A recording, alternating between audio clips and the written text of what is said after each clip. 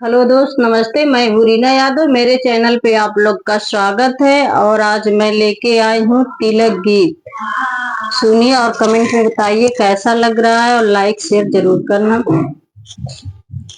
सरवा करिया नाही तू त गोर बाड़ा हो, सरऊ करिया नाही तू त गोर बाड़ा हो।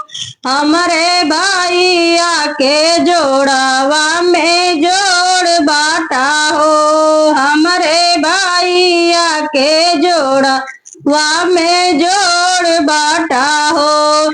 सरवा करिया नाही तू त गोर बाड़ा हो, सरवा करिया नाही तू त गोर बाटा हो।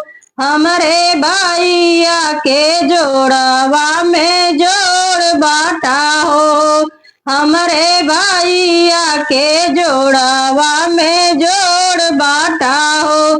सरऊ कूलर लियाइला बड़ा शोर कैला हो, सरऊ कूलर लियाइला बड़ा शोर कैला हो। सरऊ एसी ना लियाइला मनवा तोर कैला, सरऊ एसी ना लियाइला मनवा तोर कैला।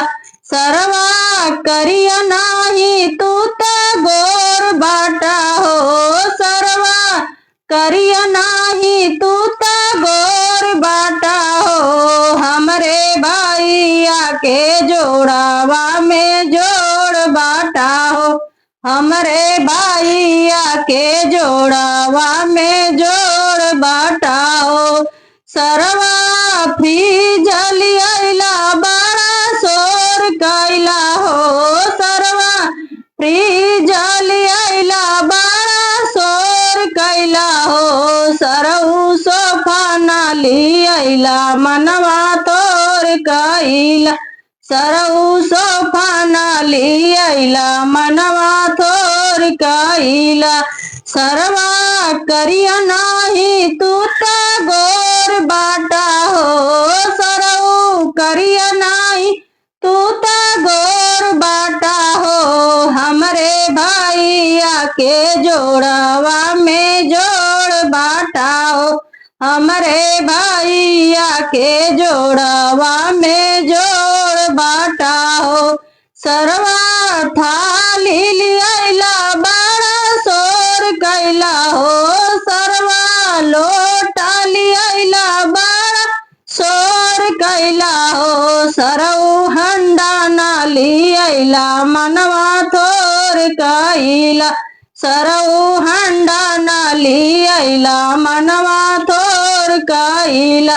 सरवा करिया नाही तू त गोर बाटा हो, सरवा करिया नाही तू त गोर बाटा हो। हमरे भैया के जोड़वा में जोड़ बाटा हो, हमरे भैया के जोड़वा में जोड़ बाटा हो।